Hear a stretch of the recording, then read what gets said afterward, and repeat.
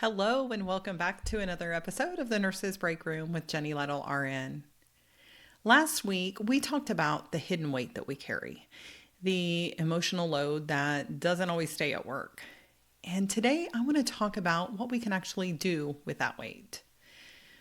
Because naming it matters, but so does having a way to set it down. And after years in hospice, I know how easy it is to leave a patient's home and still feel like the work is sitting in your chest and your shoulders and your thoughts, and replaying conversations and second guessing yourself and wondering if you said the right thing or if you missed something. And if that sounds familiar, I want you to hear this clearly. There's nothing wrong with you. It doesn't mean that you're too sensitive. It doesn't mean that you have poor boundaries. It just means that you were present and you really cared. And this work is sacred. But also, the problem isn't that you care too much. It's just that most of us were never taught how to transition out of the role.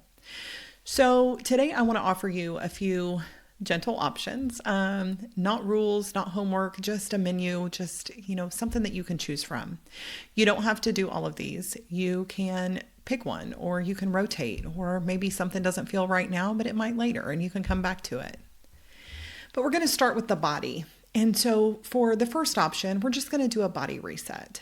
After a hard shift, your nervous system doesn't magically know that you're home.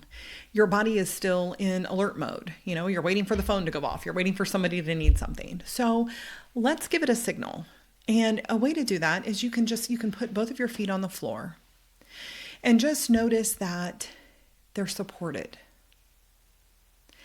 And then take one slow breath in through your nose. And then exhale, and let that exhale be a little longer than the inhale.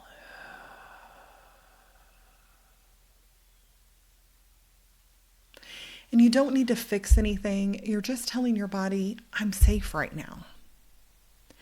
And something else that you can do, if you're feeling like you're just feeling very anxious, very tensed up, you can just literally shake some of that off.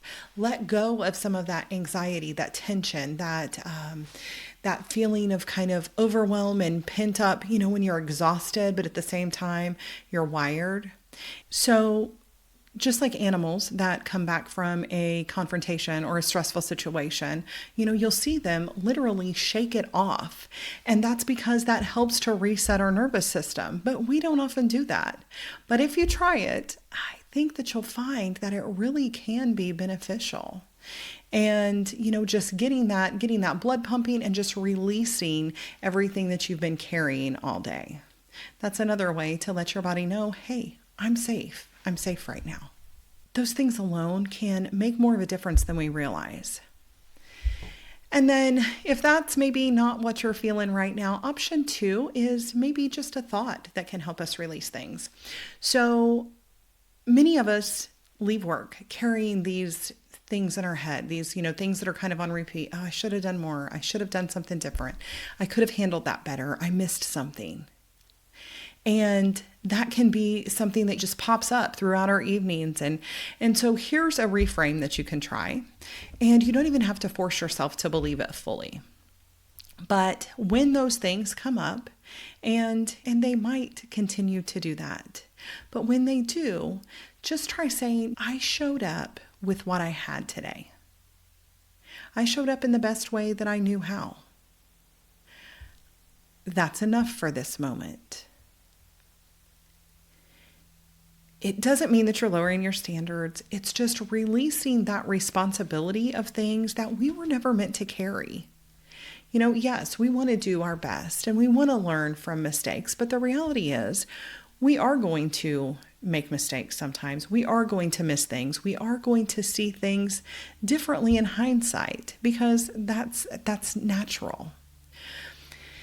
But that doesn't mean we always have to carry it. So option 3 is marking the end of that role. Our brains love rituals, even really tiny ones. And so This can be as simple as maybe changing your clothes when you get home, or wash your hands, put on a favorite lotion, having something that triggers your mind. Hey, I am transitioned out of work mode and I am into home mode now. Maybe it's stepping outside for a minute and just feeling the air and taking a few deep breaths and being able to quietly say to yourself, this is the end of my work role today. And being able to put that aside. Reminding yourself that you can come back to that and you can come back rested. And it's not about having this hard wall, this hard boundary, but it's a bridge from your work life into your regular life. And again, you don't need to do all three. You can, but you don't have to do all three. It's not something else to add to something that you need to be doing or that you need to be good at.